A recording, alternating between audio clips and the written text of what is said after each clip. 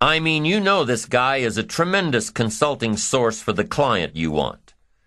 The client you want really listens to the opinions and advice of your friend. So you're getting ready to have lunch with your friend. What do? You've got to make sure that you're up on all the knowledge and the industry data that will impress your friend.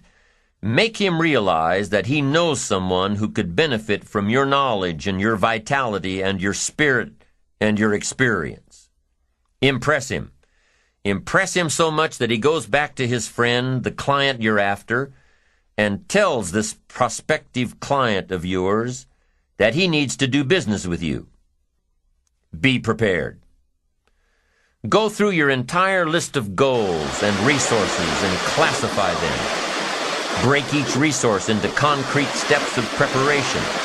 Start by working on the sure bets first, and then move down the line. The long shots will come through every so often, but start with the resources that will serve you best now. Get ready for the opportunities before they come your way. Step 3 in the self-preparation method is to do all you can to make each opportunity more likely to happen. After you've determined what you have to do to get ready, to be prepared, after you've determined this, see what you can do to expedite the process. What can you do to increase the likelihood of this opportunity? Go over it and over it and over it. Use these 3 methods again and again as you assess where you are now and where you have to go next to keep moving toward the achievements that are most important to you. Step 1, consider your resources. Step 2, determine what you have to do to get ready. Step 3, expedite the opportunities. And by the way, this method of self-preparation works wherever you are in your journey, whether you're close to your goals or whether you're just starting your journey of self-direction. This method works. Have working knowledge to draw from. Continually work on yourself in preparation of where you want to be. Build a reservoir of thoughts and ideas and philosophies and experiences that are your own. Build, grow, change, get ready, be prepared. Be prepared for a life worth living. Now here are the 4 ifs that make life worthwhile. Number 1, life is worthwhile if you learn. Nothing worse than being stupid. Life is worthwhile if you learn. Learn from your personal experiences. Learn from other people's experiences. Second, life is worthwhile if you try. Now you've got to take what you've learned and see if you can try your hand at it. Someone says, well, you can't try, you have to do. No, you have to try. I put the bar up 2 feet and asked the kids who can jump 2 feet. I can, some say. I can't, some say. I don't know, some say. How are you going to know? You don't. You've just got to try. Just back off and run at it. How are you going to know if you don't try? Now, what if you knock the bar down? Does that mean you can't jump 2 feet? No. You have to what? Try it again. Of course, you have to try. Try it another way, but try. Try your hand at it. When the record book on you is finished, let it show your wins and your losses, but don't let the record book show that you didn't try. Next, life is worthwhile if you stay. You've got to learn to stay. Now, you don't have to stay forever. Just stay till you see it through. A guy builds a foundation, and then he wanders off somewhere and builds another foundation. He's got these foundations scattered all across the country. I mean, no walls, no roofs, just a bunch of foundations. Not a good reputation. Stay. You don't have to stay forever. Just stay to finish something. Don't fall into the trap of less than refined sophistication. Stay till it's over. The 4th if that makes life worthwhile, 1 is if you learn, 2 is if you try, 3 is if you stay, and 4th if that makes life worthwhile is if you care. Caring is a unique human experience that is so vital and so powerful and so all-encompassing and so far-reaching. If you care at all, you'll get some results. If you care enough, you can get magnificent results. To lead a life worth living, you've got to learn, you've got to try, you've got to stay, and you've got to care. Develop your positive self-direction. Do these things we've discussed.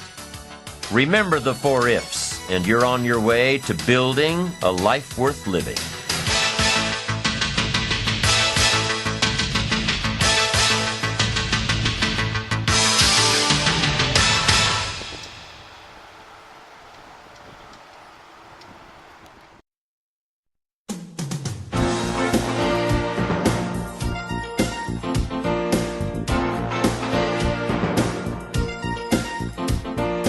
The second principle of building ambition is self-reliance. Number 1 is self-direction. Number 2 is self-reliance. Taking responsibility for your own life. Taking responsibility for whatever happens to you. Knowing that you have consciously made the decisions that are now affecting you. Knowing that what is happening now, today, is the direct result of your activity, what you did yesterday. Self-reliance is basically counting on yourself. Now, being self-reliant doesn't mean you can't work with others or trust others. Self-reliance means counting on yourself, trusting yourself, being confident with yourself, being responsible to yourself, trusting your own instincts, trusting the conclusions that you have developed from your study of experiences and philosophies. Taking the credit that is due you, learning from the mistakes that you have made, being self-reliant. Gestalt psychologists give an example of being self-reliant. They say that you're responsible for getting caught in the rain. They say that by deciding not to carry an umbrella every day, you have made the decision to endure an occasional drenching. Translation? By not being prepared, you make the choice of getting caught in some of life's unpleasant circumstances. Be they rain, failures, economic losses, relationship losses, professional losses, personal losses. By not being prepared, thinking ahead, it's your choice. Now here's the other side of it. By being prepared, you increase your chances of success. You increase the likelihood. By being prepared, you increase your chances of success, of seizing opportunities when they come your way, of being ready within yourself to take advantage of once-in-a-lifetime situations. Some people tend to blame others for their mistakes, blame others for their failures. Somebody says, it's not my fault the report isn't done, so-and-so didn't do their part. Of course it's your fault. It's your report too. It's your responsibility to see that everyone you delegated work to does their part. Now, you can't control what others around you do, but it's in your own best self-interest, your enlightened self-interest, that you stay on top of things, especially if it's going to affect your future. You think your boss cares that John didn't do his part? You think he sees John as the bad guy? Of course not. All he sees is that the report isn't done, bottom line. Be responsible for the things that affect you. You can make sure you're more responsible by checking in with those people who are working with you, the people who make up your team. You can be more responsible by saying, hey, John, how are you doing with your part? Do you need some help? Can we put somebody else in here to help you finish? Now, if John consistently doesn't handle his part, you've got to replace John. If he isn't doing his share, you've got to find somebody that will. Or what? It will negatively affect you. You can't wake up in the morning that the project is due hoping and wishing that John has done his part. No, you've got to be responsible because it's going to affect your career too. Now, my approach to my better future very early on in my career was to just go through the day with my fingers crossed. And I used to say something like, I sure hope things will change for the better. Then here's what I found out. They're not going to change. Somebody says, well then, how will my life ever change? Answer, when you change. When you change, when you get better, it'll get better. If you change, it'll all change. Don't put it on someone else. Hope that someone else will change it for you. Take responsibility for yourself. Take personal responsibility. You can't change the circumstances or the seasons or the wind, but you can change your reading habits. You can change whether or not you go for the skills, burn the midnight oil, turn yourself around, multiply your value by 2, 3, 5, 10. That you've got charge of. That you have control of. You don't have control of the constellations, but you've got control over whether or not you go to night school, take adult classes, learn some new skills. You have control over that. And if you don't, that's your fault. You've got to take personal responsibility. You've got to be self-reliant. You. Nobody else can change your life, alter your ambitions, pave a golden road for you. But you can. It's up to you. Be responsible for yourself. Learn to reap the harvest without complaint. This is a sign of growing maturity. And here's where it comes from, taking full responsibility. Take full responsibility for everything you do. Be responsible to yourself. It's your crop. Whatever your paycheck is, take full responsibility. You say, well, it's my employer. No, it's not your employer. You can become twice as valuable, 3 times as valuable. Burn the midnight oil, learn some more skills, bring more value to the marketplace. I'm telling you, whatever your harvest is, take it without complaint. Take it without blaming others.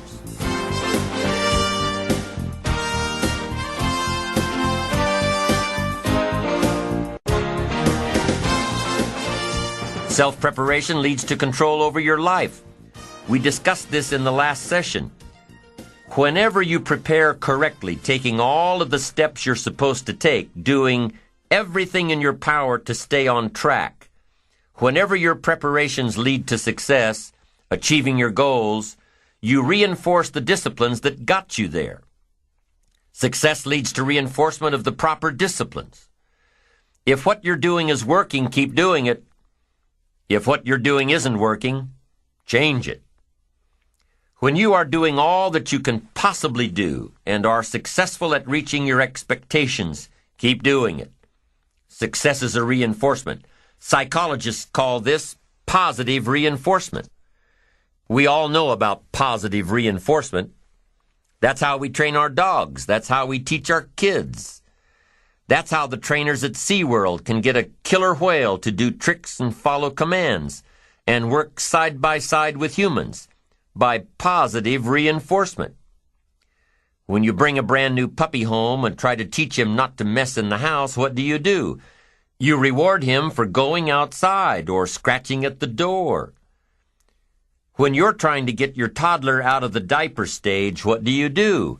You reward her with special presents, make her feel special for learning something new. When you're trying to get your older kids to crack the books and study, what do? You reward them when they get good grades. You teach them that the skills they are developing now will have great positive effects on their lives later. But you reward them now. This is positive reinforcement. Learning that there are rewards for doing something good, something worthwhile, something of value. The greater the value, the greater the reward. The better you do, the better your reward. The greater the value, the greater the reward.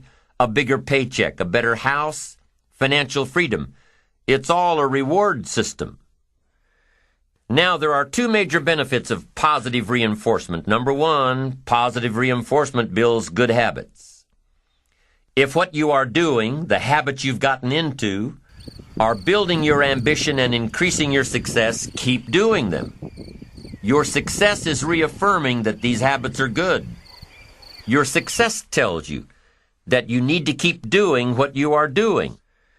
By reviewing these habits that bring on success, You reinforce them, give them sticking power. Now here's the other side. By reviewing your habits, what you do every day, by reviewing your habits, you may find out that some of them are inhibiting your success.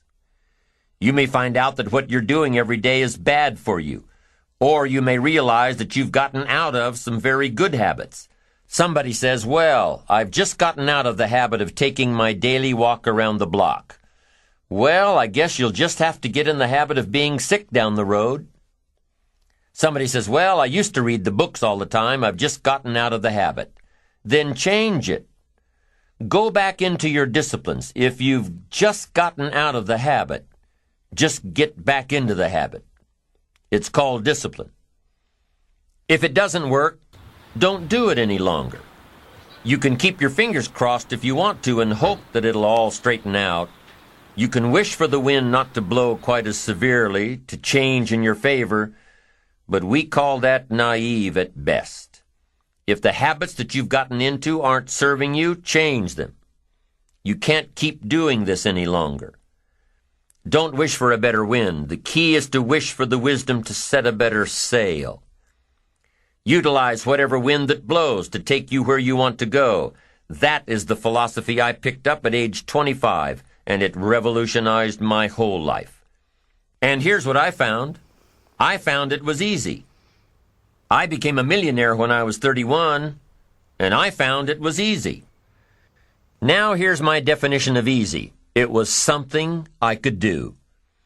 I figure if it's something you can do, it's easy. But here's a little parenthesis. I worked hard at it.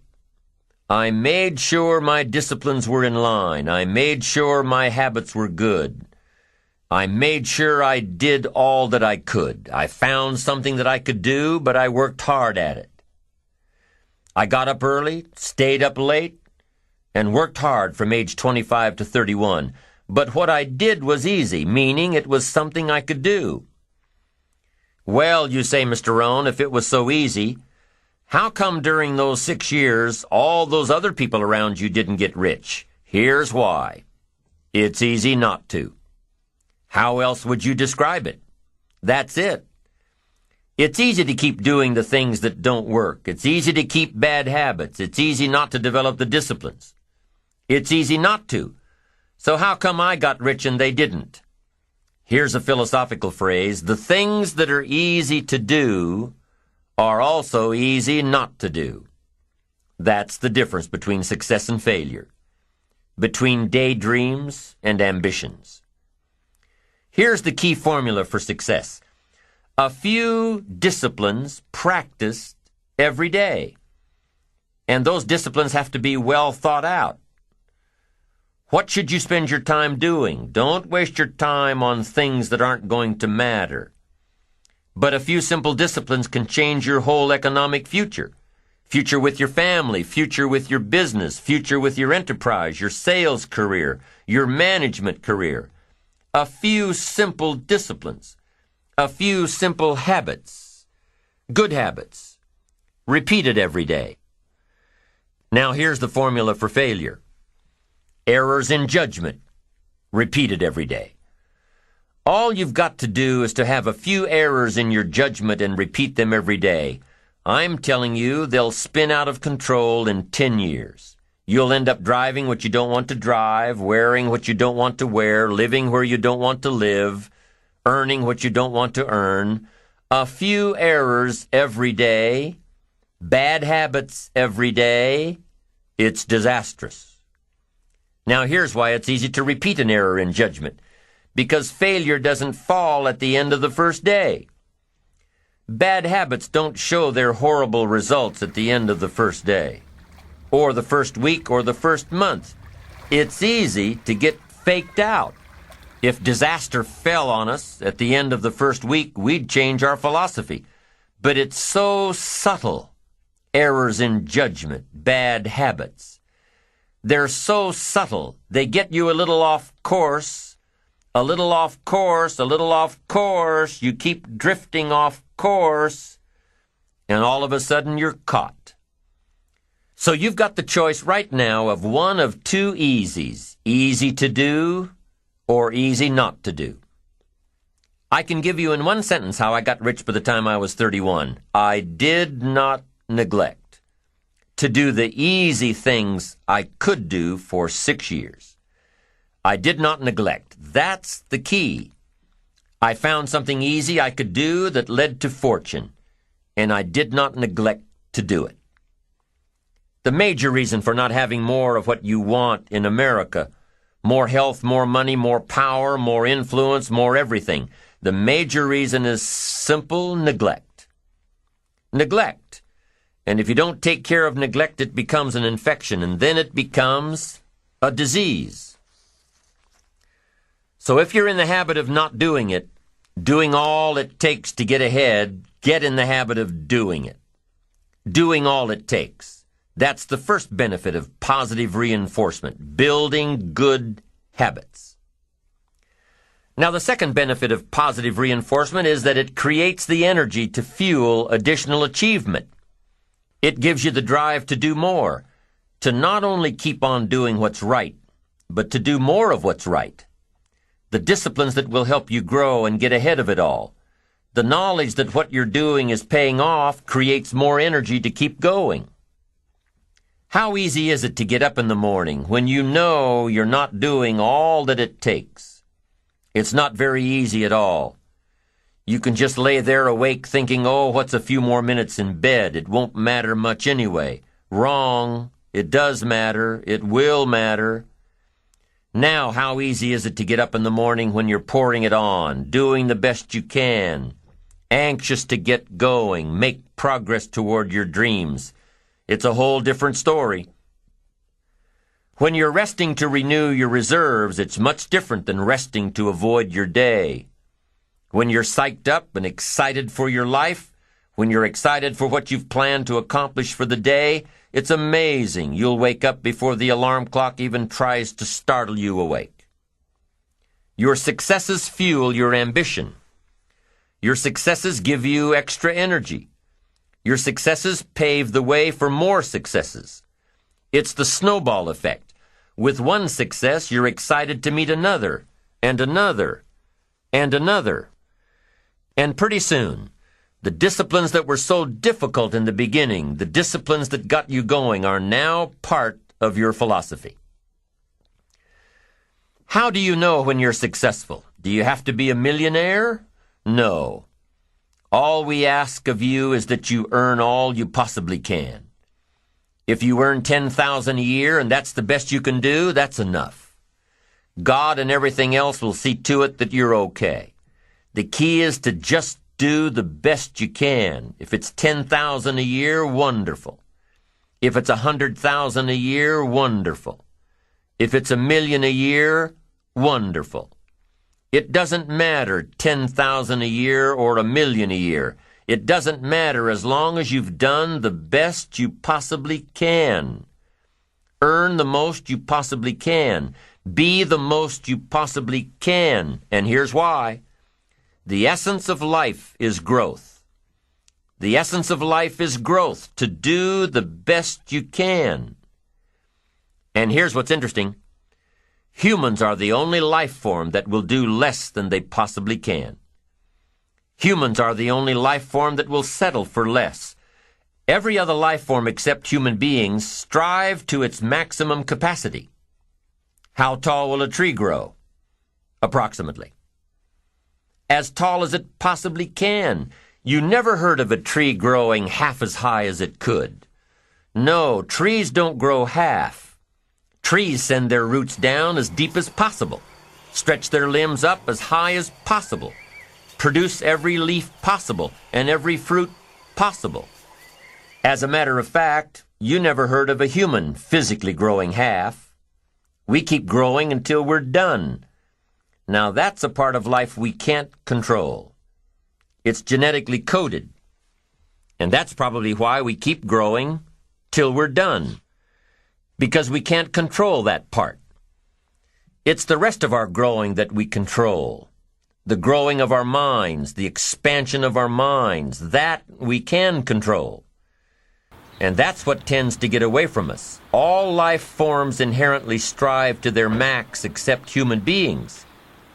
Now, why wouldn't human beings strive to their maximum possibility? Here's why. Because we've been given the dignity of choice. It makes us different than alligators and trees and birds. The dignity of choice makes us different than all other life forms. And here's the choice: to become part of what we could be, enough to get by, or to become all that we can be. My best advice for you is to choose the all. Earn all you can, make all the friends you can, read as many books as you can, develop as many skills as you can, see as much as possible, do as much as possible, make as much fortune as possible, give as much of it away as possible. The max. There's no life like it. I'm telling you, once I got on track, I've never looked back. Pick up the challenge. Go for it. Take the best of the two easies. Take the root of it's easy to get ahead. It's easy to do all you can. It's easy to succeed. It's easy to have financial freedom. The more you do, the more you get. So the two primary benefits of positive reinforcement are, number one, to build good habits, and number two, to create more energy to fuel your ambitions, your desires, your achievements. How can you isolate what's working for you and what isn't? How can you make sure that you are reinforcing your positive disciplines?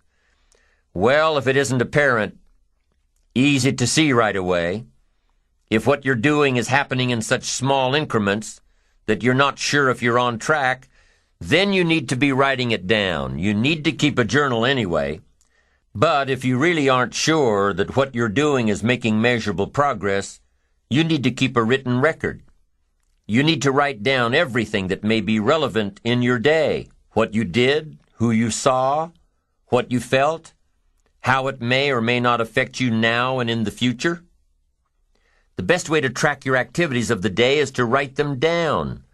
The best way to track your activities of the week is to write them down. The best way to analyze your progress through the year is to have written it down. Why? So you can look back on it. Because by keeping a written record of your life, you will be more accountable. By putting into writing the action steps that you have planned, you will easily see what works and what doesn't.